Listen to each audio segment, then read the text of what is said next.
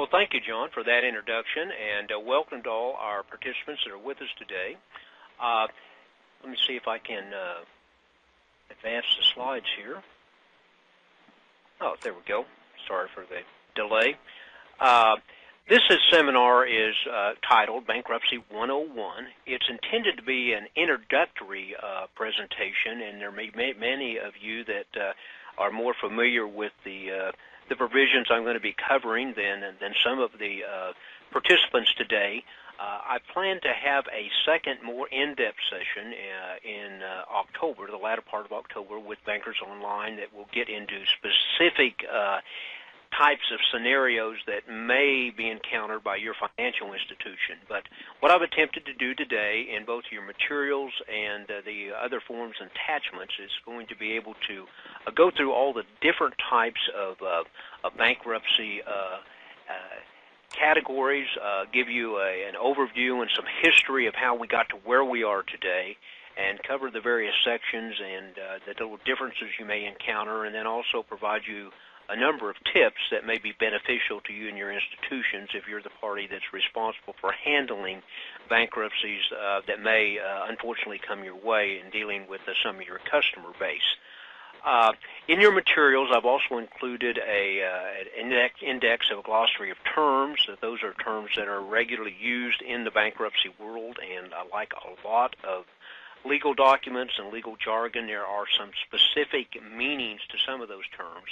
And all of those terms are referenced and taken from either the Bankruptcy Code itself or the bankruptcy rules, and are approved by the various bankruptcy courts. So let us get right just to a little bit of the background. Bankruptcy, the code as we know it today, really was codified back in 1978. Prior to that time, there were various laws that were covering things. They really started out in the early years of the United States in trying to get away from the debtor's prison concept that the English system of law had utilized for a number of years. And the whole intent was to provide an opportunity for people that became unfortunate in their financial affairs for whatever reason to maybe get a clean start and be able to work out details where they could repay some of their debts, or in fact in some instances those debts could be in a sense forgiven. And so we went through this process for a number of years. The Bankruptcy Code was amended a number of times. It's found in Title 11 of the United States Code. And finally, it was decided there needed to be almost a complete revamping of that particular document. So in 2005, there was a very large bill that was passed. What we thought at the time was large. Now the present Congress has really gone past that in many instances, the number of pages in the legislation. But the Bankruptcy Abuse Protection and Consumer Protection Act was passed in October of 2005. And that is an acronym that nobody could really come up with a good one. I just call it the BAPCPA, but you can call it anything you want to. But it kept a lot of the same terminology, but in reality, most of the Bankruptcy Code was completely rewritten or completely changed. And any of you that are familiar with legislation know once that occurs, it gives an opportunity for judges and for attorneys that are litigating matters to make a new case before the bankruptcy courts as to the meaning of those provisions.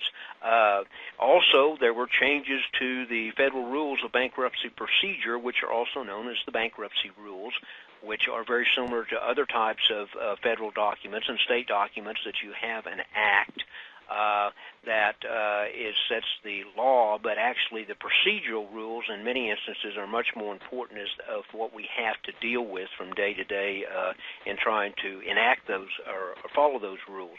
And then in addition, you have the local bankruptcy, the local rules of each bankruptcy court. Now, there is a bankruptcy court for each federal judicial district in the country, and each state has one or more districts, and it's really not dependent upon the size of your state. For example, the state of Oklahoma, where I'm located, has 3 judicial districts, which is somewhat unusual for a state of the size of Oklahoma and a population of Oklahoma. but at least there's going to be one or more in each one of your states. There are 90 of those around the country, and each one of them generally will have their own clerk's office, will have their own judges, and a trustee system we'll talk about here in a little bit.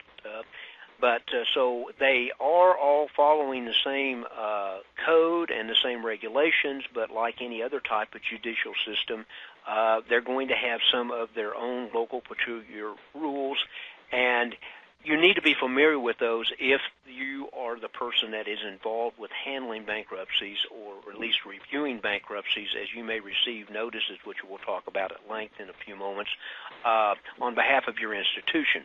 In many instances, if the bankruptcy proceedings are quite large or depending upon the size of the indebtedness that your customer may have or the involvement they have with your institutions, you may immediately want to contact outside counsel, particularly someone who specializes in bankruptcy law.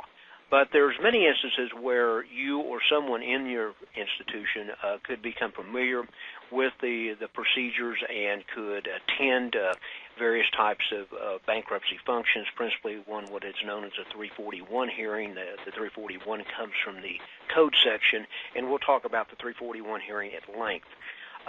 Basically, each bankruptcy court is presided over by one or more United States bankruptcy judges, and then generally there is a United States trustee for each one of the districts. Now, this is not to be confused with what is known as a case trustee, and the United States trustee is in charge of all of the bankruptcy activities in his or her assigned judicial district, and will employ any number of case trustees that actually do most of the legwork dealing with the parties that have filed bankruptcies, regardless of what type of case of bankruptcy is filed. We'll talk at length about the chapters in bankruptcy, and those come from the numerical numbers that were assigned to the various provisions. Let's go ahead and as we go through this, what I've listed here, the terms, I'm not going to go through all the terms that are included in your materials. Starting with the various types of code chapters and their relationships, Chapter 7, which most people are going to be aware of, is entitled Liquidation, and it contemplates an orderly court-supervised procedure by which the trustee will take control of the debtor's estate with the assets, in many instances will reduce them to cash, and then make distributions to the creditors, and if there happens to be any funds left over, to distribute them among the unsecured creditors. In reality, most of your Chapter 7 cases are known as no-asset cases, which doesn't mean that the person was completely penniless at the time that they filed bankruptcy. It just means that there's not going to be any excess funds that could be distributed to unsecured creditors. So that's the reason, and hopefully most of your relationships with bankruptcies, that your institution has properly perfected a security interest, has collateral that would be covered by the bankruptcy, and that you can receive hopefully some payment, if not full payment, once those assets, that collateral is liquidated. We then have a Chapter 9, which I inadvertently left off the slide. This has become a little bit more popular or become aware of in recent days. Chapter 9 deals with adjustments of debts of a municipality, and we're going to be hearing a lot more about that on the national scale due to the fact that Detroit has filed for a Chapter 9 bankruptcy. So I think the media is going to educate us, or they think they'll educate us on that, but there's specific provisions. I doubt if any of your institutions would be involved with that, but you never know that you might have some type of customer relationship with your local communities, and unfortunately some of them may be forced into the same situation it looks like Detroit has been forced into. We then have a Chapter 11, which is known as basically a reorganization. It's used basically by commercial enterprises who want to continue to operate their business, but at the same time have some leeway to try and repay or restructure their outstanding obligations. You then have a Chapter 12 that's kind of a